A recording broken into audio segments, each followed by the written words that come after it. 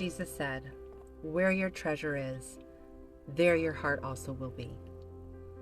That word treasure is thesaurus. It's the root of the word thesaurus. It means a storehouse, a collection.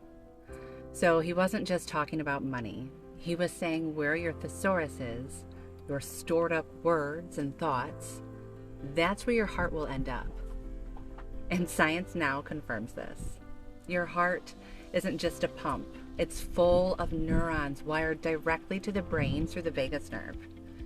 In fact, the heart sends more signals to the brain than the brain sends to the heart, which means the words that you repeat, the thoughts you hold on to, don't just live in your head. They drop down into your chest. They literally shape the rhythm of your heart. That's why researchers talk about the heart-brain coherence. When your thoughts and heart rhythms are in sync, you feel clarity and peace.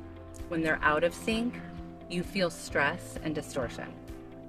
Jesus was teaching this long before science. If you even look at a woman lustfully, you've already committed adultery in your heart. Why? Because thought reshapes desire before action ever happens. Out of the abundance of the heart, the mouth speaks. The treasury of words eventually overflows into your actions. Love the Lord with all your heart, soul, mind, and strength. That's full coherence. With the heart, you believe, and with the mouth, you confess. Belief has to be embodied. Psychology frames this the same way. Thoughts create feelings, feelings create behaviors, and behaviors reinforce thoughts. It's a loop. So here's the question.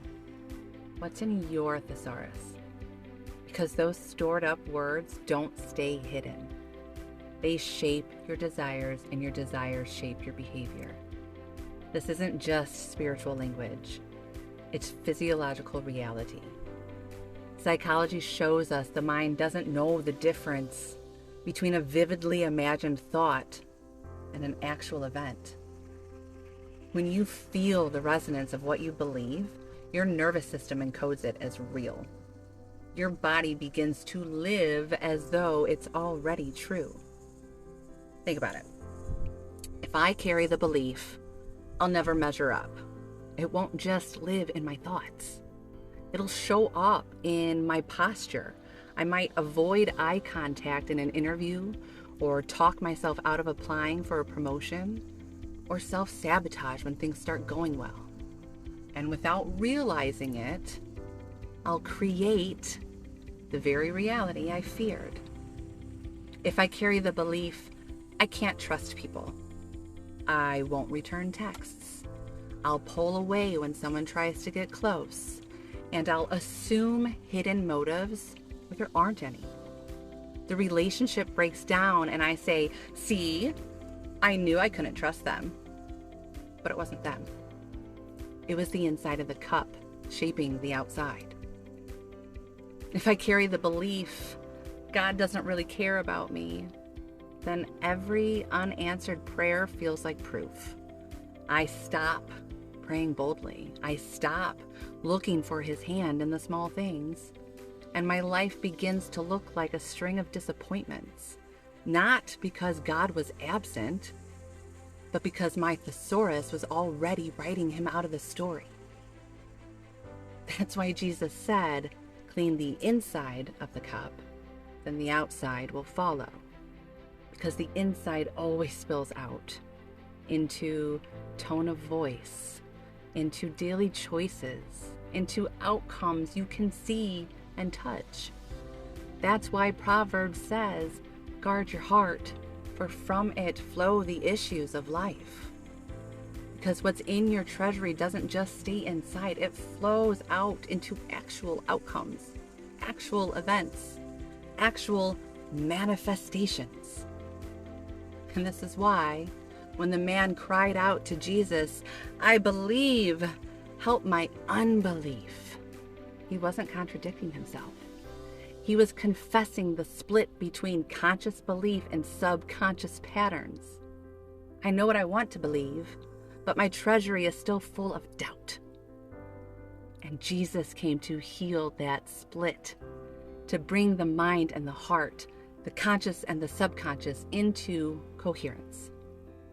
So let me ask you, what words are you storing? What's been filling your thesaurus? Because what you word, you will want. What you want, you will walk. And what you walk, you will manifest. So if you don't like what's flowing out, maybe it's time to change what's being stored within. Jesus put it this way: first clean the inside of the cup and dish. Then the outside also will be clean. He was showing us your inner treasury becomes your outer reality. Neuroscience calls it heart-brain coherence.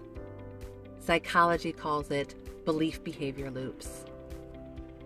But Jesus called it the kingdom within. So if you don't like your outer reality, don't just fight the symptoms outside.